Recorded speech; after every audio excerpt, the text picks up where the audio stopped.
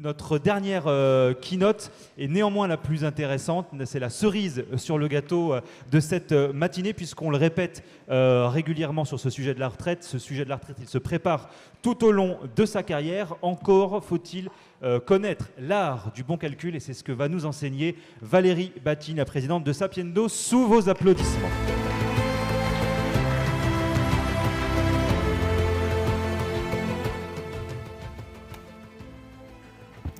Donc bonjour à toutes et à tous. Donc je vais vous proposer de changer d'échelle maintenant.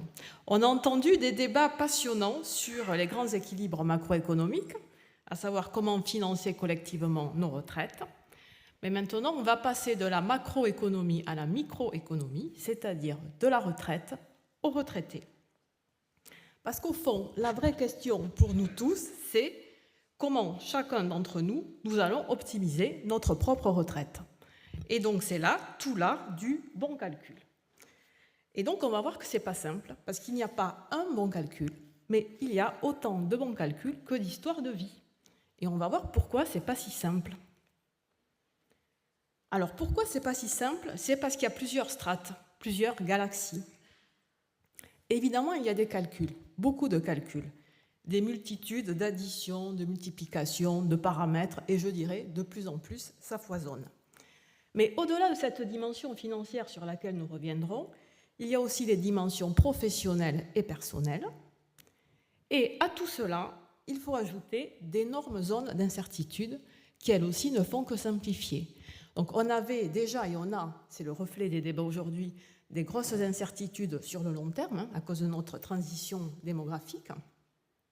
Mais on a de plus en plus de l'incertitude à très court terme.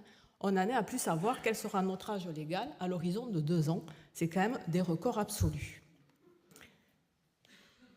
Alors voilà, trouver son bon montant, son âge, en fait, ça correspond à trouver son propre chemin à travers toutes ces contraintes. Et alors, on a l'impression souvent que c'est un gros problème aujourd'hui parce qu'on ne fait que parler de retraite. Mais on va voir qu'en fait, ces débats, cette multitude de choix, ça n'a rien de nouveau et je vous propose une très courte mise en perspective historique. On a fait notre part, eh bien ils ne demandent pas mieux les jeunes que de le faire, qu'on leur laisse la place, qu'on nous évacue nous. Oh non, c'est fini, c'est la dernière année. Non, je vais arrêter. Même que je n'ai pas suffisamment, tant pis, je ferai avec ce que j'ai. Moi, c'est que du bonheur. Partir plus tôt. Oui, pour moi, c'est bénéfique, donc je prends. Il faudrait trouver des emplois à mi-temps pour ces gens qui prennent leur retraite à 65 ans. Je pense que c'est plus facile de prendre une retraite progressive que du jour au lendemain arrêter de travailler. L'avantage, c'est d'éviter une rupture brutale, déjà, et puis de se préparer, de commencer à se préparer à la retraite avec un peu plus de temps libre. Pour cet ancien technicien en chaudronnerie, impossible de rester inactif. Il a décidé de mettre ses compétences en bricolage au service des particuliers. J'aime bien de bricoler. Ça me permet d'envisager d'avoir une meilleure retraite. Ça, faut pas le nier. Hein. Et j'ai 800 € de retraite. Donc je n'ai pas le choix, il faut que je travaille. Ça me permet de vivre tout juste, sans vacances, sans loisirs, juste vivre, quoi. Alors je serai en activité jusqu'à la fin. Et si cette force n'est plus, ça veut dire que j'arrive au terme. Bon, ben voilà, bye bye. Ça fait 45 ans de maison, hein. On ne peut pas laisser tomber une entreprise simplement parce que tu es parti à la retraite, quoi. C'est pas possible.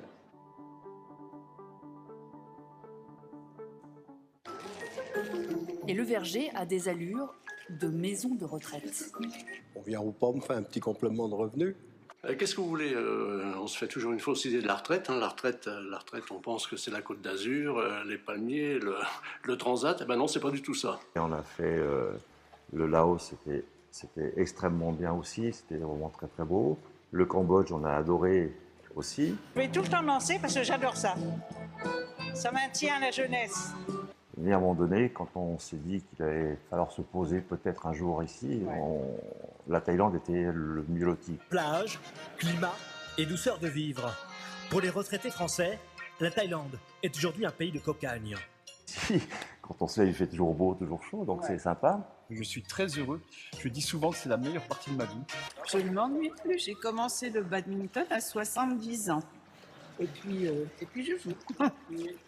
Mal, mais je joue.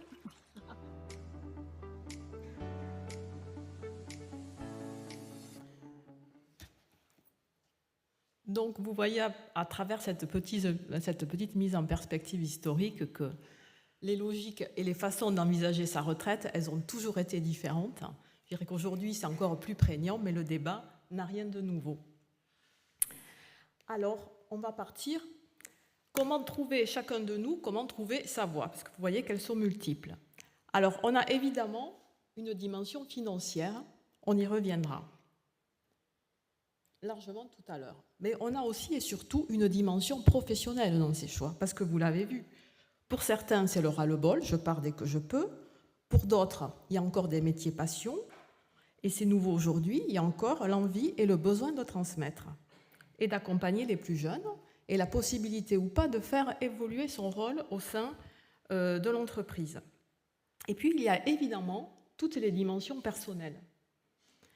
Parce que, évidemment, la retraite, ça dépend de son état de santé. Est-ce que je peux encore travailler comme avant ou pas? Ça dépend de son projet. Est-ce que j'ai envie de faire autre chose? Parce qu'aujourd'hui, à la retraite, je le rappelle, les statistiques officielles, c'est aujourd'hui, donc sur le stock des retraités, on vit 23 ans. Mais moi, je pense que tous ici présents dans cette salle, on vivra 30 ans à la retraite. Donc c'est une vraie tranche de vie, il faut lui donner un sens. Et il y a évidemment les contraintes familiales, les contraintes ou les envies familiales. Donc on voit bien que la retraite, c'est pas qu'une histoire de chiffres, c'est bien entendu une histoire de chiffres, mais c'est loin de n'être qu'une histoire de chiffres. Et c'est bien ce qu'expriment nos clients tout le temps. C'est moi, je veux partir plus tôt. Moi, je veux continuer à travailler, mais pas au même rythme. Moi, de toute façon, je continuerai à travailler jusqu'au bout. Ou moi, au contraire, j'ai besoin de maximiser ma pension. Donc, il y a plein de choix personnels. Et dans ces choix personnels de vie, il y a des situations très particulières liées à son contexte professionnel, voire d'entreprise. Les questions aujourd'hui des salariés, c'est, dans mon entreprise, j'ai un dispositif de pré-retraite ou de transition d'activité, est-ce que j'y ai intérêt? C'est, on me propose une retraite progressive, est-ce que j'y ai intérêt? Un temps partiel, est-ce que j'y ai intérêt? On me propose de m'aider à racheter des trimestres, est-ce que c'est mon intérêt? Est-ce que c'est mon intérêt de négocier une rupture conventionnelle? Voilà. Ça, c'est les salariés. Les chefs d'entreprise, c'est, est-ce que j'ai intérêt à prendre ma retraite pour faire moins de charges dans mon entreprise et postuler au cumul emploi-retraite? Donc, il y a énormément de situations différentes, extra-financières.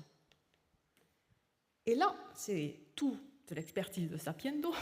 Si on se concentre sur l'expertise financière, voilà, on a un foisonnement jamais atteint. Si un de nos clients nous dit « moi, je veux partir plus tôt », on a l'impression que c'est simple, partir plus tôt. Partir plus tôt, on se dit « c'est l'âge légal ». Bon, déjà, l'âge légal, ça devient, qu'est-ce que c'est? Donc, l'ex-64 ans qui s'est arrêté à 62 ans et 9 mois.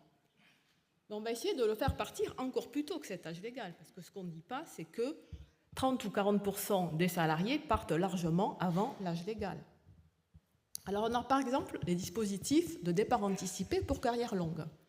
On en compte pas moins de 4. Les dispositifs disponibles à partir de 58 ans, 60 ans, 62 ans, 63 ans. On a tous les dispositifs de départ anticipé pour raison de santé. Alors, il y en a au moins 4 ou 5. Je peux partir à partir de 50 ans pour l'amiante, à partir de 55 ans si j'ai un handicap, à partir de 60 ans si j'ai une incapacité permanente de 20%, à partir de 62 ans si je suis invalide ou une incapacité permanente entre 11 et 20%. Voilà, plein de dispositifs. J'ajoute tous les dispositifs de France Travail, parce que nous ne le cachons pas, c'est une possibilité aussi aujourd'hui. Tous les dispositifs de pré-retraite entreprise qui existent, tous les dispositifs de retraite progressive, rachat de trimestre. Désormais, on a toute une sophistication des comptes épargne-temps et de l'indemnité de fin de carrière qui peut être utilisée pour partir plus tôt. Et évidemment, l'épargne. De plus en plus de personnes nous disent « moi j'ai de l'épargne, je vais l'utiliser pour arrêter mon activité professionnelle plus tôt, et vivre de mon épargne ». Et là aussi, il y a plein de modalités, plein de choses à savoir ou de pièges à éviter.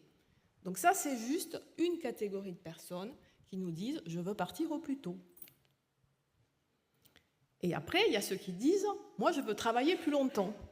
Et c'est pareil, on recommence plein de dispositifs. Est-ce que ça vaut le coup de partir un peu plus tard? Combien je gagne si je décale? Combien je gagne si je fais du cumul emploi-retraite? Alors tout ça au gré, je le répète, de l'incertitude. Parce que par exemple, le cumul emploi-retraite qui était favorisé depuis la dernière réforme en 2023 se voit complètement découragé dans l'actuel projet de loi des finances de la sécurité sociale. Il y a aussi tous les dispositifs de France Travail pour la fin de carrière qui sont extrêmement généreux. Et il y a aussi la modalité de si je travaille comment? Je me verse une rémunération ou je me verse des dividendes. Donc il y a énormément de dispositifs. Et en plus, il y a les dispositifs de une fois que j'ai pris la décision, comment j'y vais? C'est quoi ma transition entre l'activité et la retraite? Donc là aussi, on a plein de dispositifs. Donc soit j'arrête du jour au lendemain, soit je fais une retraite progressive, soit je fais un temps partiel senior, soit je fais un cumul emploi-retraite.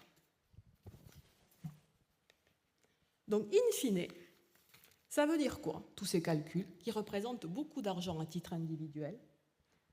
Ça veut dire, je prends tous les âges de départ possibles, il y a au moins 4 catégories à l'intérieur de ces catégories, plein de sous-catégories, je les mixe avec tous les dispositifs légaux qui existent, retraite progressive, cumul, rachat de trimestre, et tout ça, je le mixe avec tous les autres dispositifs connexes à la retraite par répartition, mais qui existent bien, comme France Travail, les dispositifs d'entreprise et toutes les mesures spécifiques dans l'entreprise, compte épargne-temps, temps partiel senior, etc.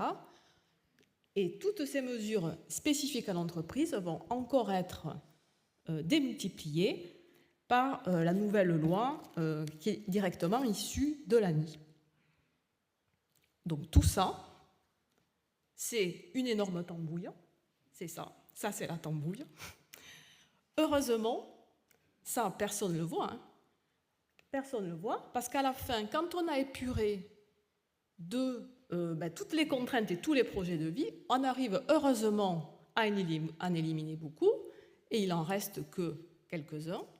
C'est ceux-là qui sont disponibles, on va dire, pour les clients, à qui on simplifie la vie et on les amène, si vous voulez, à des dispositifs, des scénarios qui correspondent à la fois aux contraintes réglementaires et surtout à leurs propres contraintes et à leurs propres projets.